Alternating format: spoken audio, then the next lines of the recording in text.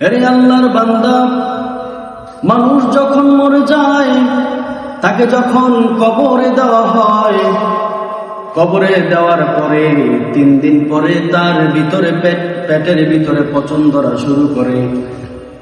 3 দিন পরে মানুষের পেটের ভিতরে পচন ধরা শুরু করে। তার পেটের ভিতরে একটা পোকা জন্ম নেয়। সেই পোকা থেকে একটি পোক আছে বিশাল একটু আকারে বড়।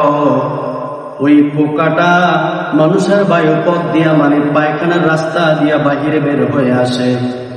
বাহিরে যখন বের হয়ে আসে, এই পোকাটা আসিয়া মানুষের পুরাটা শরীরের ভিতরে ওই পোকাটার মুখের লালাটা লাগায় দেয়। মুখের লালা লাগায় দেওয়ার পরে ওই দেহটার ভিতরে একটা সাদা আবরণ পড়ে যায়।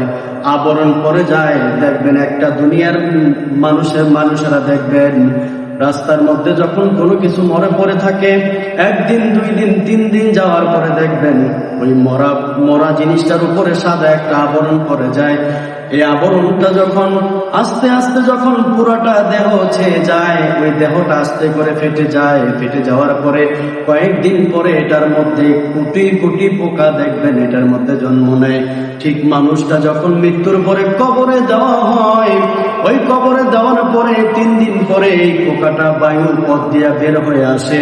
আসার পরে পুরাটা দেহের মধ্যে তার লালাটা লাগায় দেয়।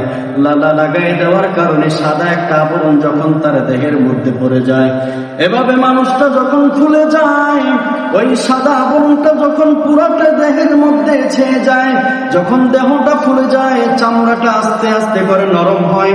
নরম হয়ে যখন চামড়াটা ফেটে যায়, আর ওই পোকাটায় যখন পুরাটা শরীরের মধ্যে তার আবরণটা মিশায় দেয়, সবগুলা পোকা খবর পায়, আর অনেক পোকায় তার ভিতরে চলে আসে।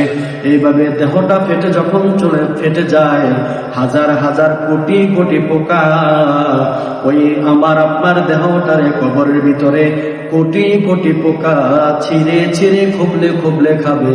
ও আল্লাহর বান্দা, আপনারা দুনিয়ার জমিনে যেই দেহটার এত সুন্দর করে যত্ন নিলেন, একদিন সেই দেহটা পোকা মাকড়ের খাবার হয়ে যাবে, ঠিক কিনা? পোকামাকড়ের খাবার হয়ে যাবে, ওই দেহটার কোনো মূল্য থাকবে না। একটা গরু যখন, দুনিয়ার মানুষ, একটা গরু যখন মরে যায়, তখন এই গরুটার কিন্তু দাম আছে, কারণ মৃত গরুর চামড়াটাও বিক্রি করা যায়। কিন্তু একটা মানুষ যখন মরে যায়, ওই মানুষটার আর 4 আনাও দাম দুনিয়ার জমিনে থাকে না, ঠিক?